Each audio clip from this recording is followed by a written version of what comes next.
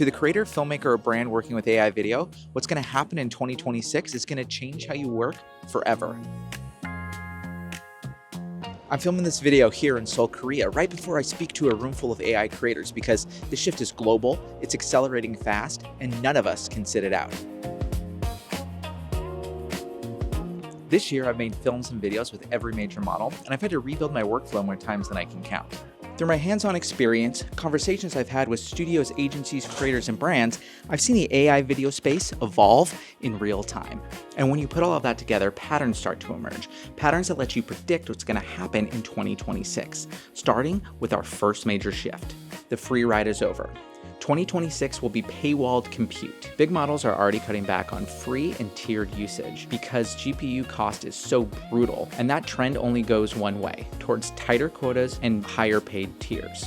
Your edge becomes how effectively you can use that compute and the credits that you have to pay along the way. Explore with your video models as you normally would, but just be prepared to pay a higher cost. Make sure you budget for compute and credit costs in your production budgets, just like you would for cameras or lenses. That'll let you predict more how much it's going to cost you to make your content, and it's going to be a major part of all production budgets going forward. Number 2, the real moat is going to be the workflow, not the model. In 2025, the models were everything, but that's not going to be the case for next year. Every few months, there's the claim that this model beats this one. It's the nano banana killer. The reality is, by 2026, quality differences will narrow, and the major models will have all of the same capabilities. Your moat is not going to come from the model that you use, but how you use it and the workflows that you've created to get the outcomes that you want.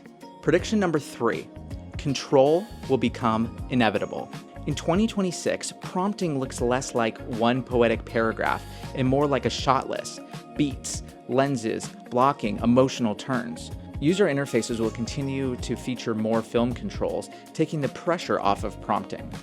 From just one photo, we can already generate all the coverage that we need using Nano Banana Pro or Seedream 4.5. As we shift ever closer to the general world model, control is inevitable. We're already putting a software layer on top of the emergent qualities of each individual models, and having that type of control plus the prompt is going to make us win. Taking Luma's Ray 3 model as an example, being able to go back and correct what was generated, give it actual directions, and doing a second take without rolling the dice is going to happen. Within the next 3 to 6 months, most models will have that type of capability. Number 4, infinite content will make trust the scarce commodity. We've already seen our feeds flooded with low-effort slop, the kind of slop that gives AI creators a really bad name. I think by the end of 2026, nobody's going to care that you created a video with AI. It's going to be the standard that AI is in almost every form of production. They'll care about your content if it's watchable, honest, not automated, or obviously slop. Your moat isn't going to be that you use the latest model or you had the highest fidelity imagery. What they're going to care about is your taste, your point of view, and your storytelling quality. Number 5, the rise of the fully enabled enterprise AI studio. By the end of 2026, every major brand, agency, and studio will have its own AI-enabled production studio, fully internal, fully operational, and built directly into their existing workflows. This shift changes everything because before these teams even ask which model you've used, they're going to ask a different question. They're going to say, who indemnifies you?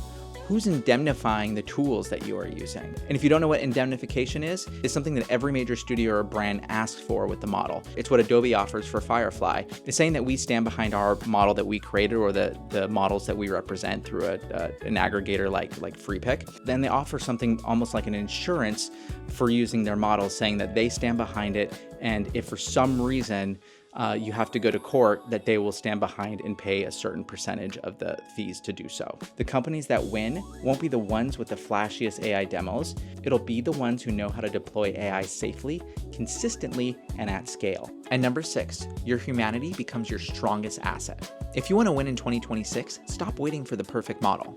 Tell stories that only you can tell. AI is just the accelerator. You and your creativity are the asset. The tools will keep evolving, the control will get better, the workflows will get smoother. We're going to gain more precision than we've ever thought possible. So in 2026, lean into your humanity, lean into your voice, lean into your creativity, and most of all, lean into you. And as always, be well, do good, and make awesome things.